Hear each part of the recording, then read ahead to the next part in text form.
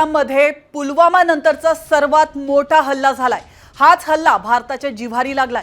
Saudi अरेबियाचा दौरा अर्धवट सोडून मोदी आता भारतात परतलेत। मोदींनी भारतात दाखल होताच विमानतळावरच बैठक घेतली आहे आणि या बैठकीमध्ये एनएसए प्रमुख अजित डोवाल, परराष्ट्र मंत्री एस जयशंकर, त्याचप्रमाणे परराष्ट्र सचिवांचा समावेश होता।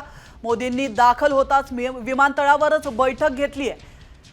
पंतप्रधान नरेंद्र मोदी यांनी या हल्ल्याची गंभीर दखल घेत सौदी अरेबियाचा दौरा आटोपता घेतलाय आणि ते थेट भारतामध्ये आता दाखल झालेले आहेत। या दहशतवादी हल्ल्यानंतर मोदींनी कॅबिनेट सुरक्षा समितीची बैठक बोलावली।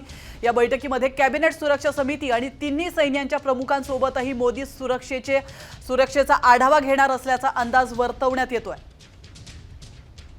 पहलगाम दहशतवादी हल्ल्यानंतर पंतप्रधान नरेंद्र मोदी आणि अमेरिकेचे अध्यक्ष डोनाल्ड ट्रम्प यांच्यामध्ये चर्चा होणार आहे। पहलगाम येथील हल्ल्यानंतर पंतप्रधान नरेंद्र मोदी यांनी गृहमंत्री अमित शाह यांच्याशी देखील फोनवरून चर्चा केली होती। आता थेट मोदी हे भारतात दाखल झालेले आहेत आणि विमानतळावरच त्यांनी बैठक घेतली आहे। तर मोदी आता ॲक्शन मोडवर आल्याचं आपण पाहतोय।